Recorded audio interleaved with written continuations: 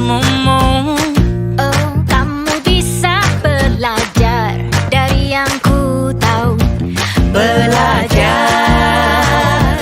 bergerak, bermakna. Yeah. Semua murid, semua guru, semua murid, semua guru, semua murid, semua guru, semua murid, semua guru, semua murid, semua guru, semua murid, semua guru. Meski berbagai budaya, berbagai usia, Dan ingatlah bahwa kita insan yang merdeka. Belajar, bergerak, bermakna.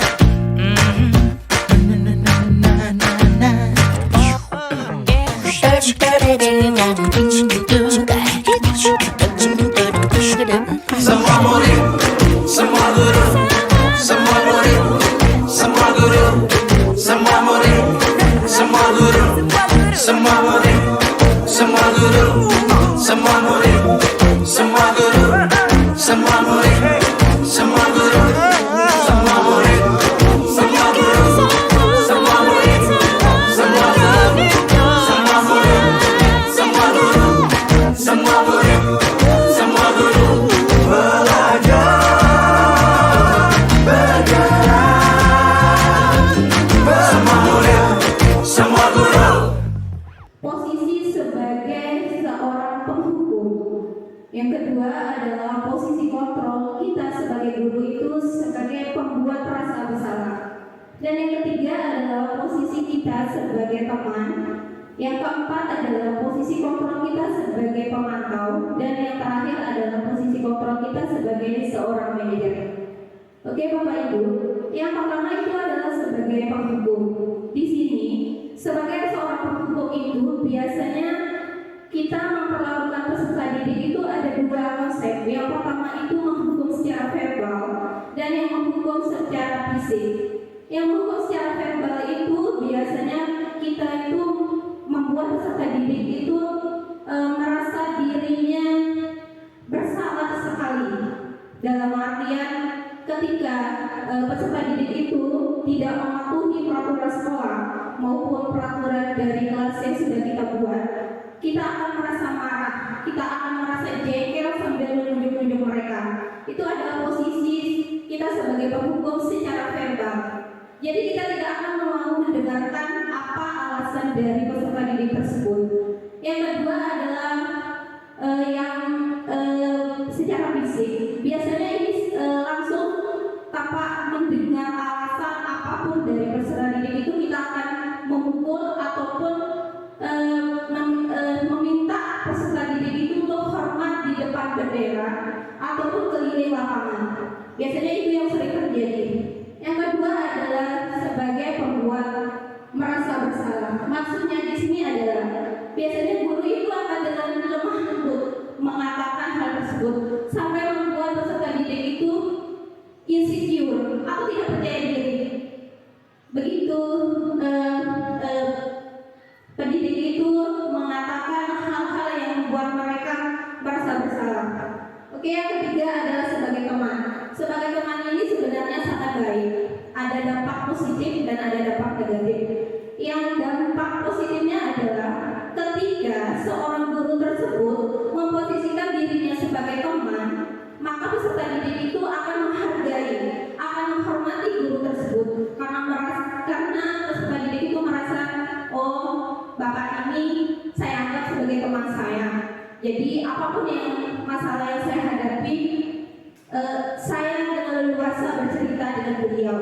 Tetapi dampak negatifnya adalah ketika si guru tersebut tidak berada atau tidak mengajarkan mereka, maka mereka akan merasa ketergantungan dari guru yang lain. Mereka akan tetap membuat kesalahan tersebut. Itu dampak negatif dari posisi sebagai teman. Yang keempat adalah sebagai pemantau. Sebagai pemantau ini adalah guru memonitor atau mengawasi peserta didik. Dalam artian ketika peserta didik itu melakukan sebuah kesalahan atau melanggar peraturan, guru itu akan memberikan sanksi sesuai dengan apa yang mereka sepakati bersama dengan peserta didik. Yang terakhir adalah posisi sebagai manajer. Yang di sini adalah guru sebagai mentor, di mana guru itu berbuat sesuatu bersama muridnya, seperti yang saya lakukan di dalam kelas, membuat keyakinan bersama dengan murid-murid saya tentang mata pelajaran yang saya ajarkan. Jadi ketika aturan atau keyakinan kelas itu mereka langgar, mereka akan tahu konsekuensinya akan berbuat seperti apa. Oke, yang selanjutnya adalah saya akan memaparkan tentang segitiga restitusi.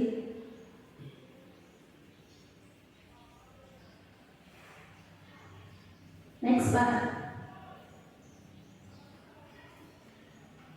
Next. Oke. Segitiga restitusi. Segitiga restitusi ini adalah suatu proses dialog yang dijalankan oleh guru agar mendapat murid yang mandiri dan bertanggung jawab.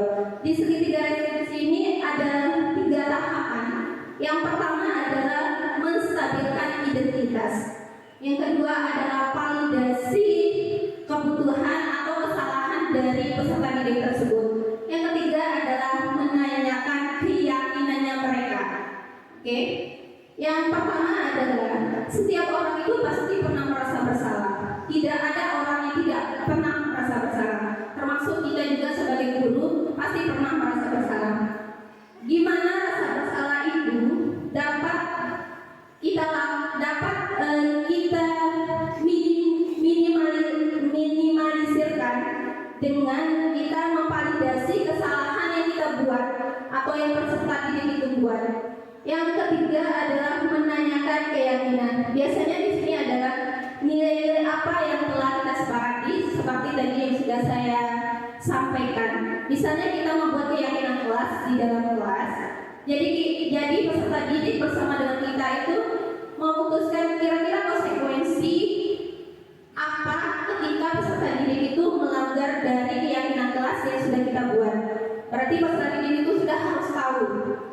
Yang selanjutnya, saya sebagai pendidik itu ingin peserta didik saya itu menjadi mandiri dan bertanggung jawab dengan menerapkan segitiga restitusi ini. Oke, Bapak.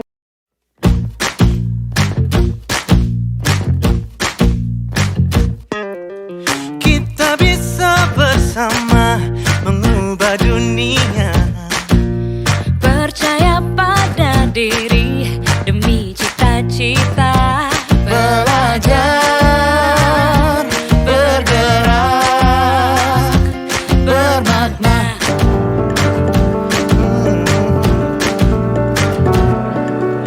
Aku bisa belajar dari ilmumu. Oh, kamu bisa belajar.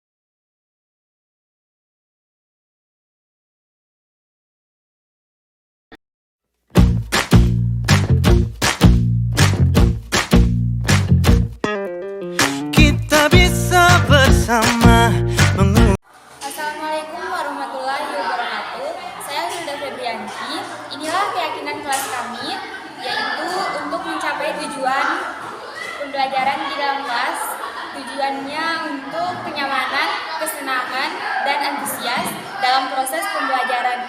Sekian dari saya. Wassalamualaikum warahmatullahi wabarakatuh. Assalamualaikum warahmatullahi wabarakatuh. Nama saya Jelita Dekianti.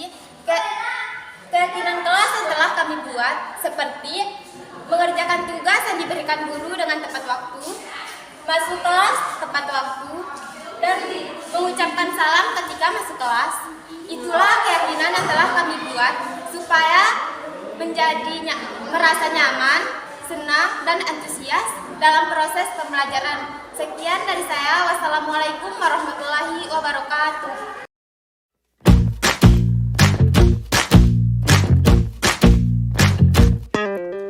Kita bisa bersama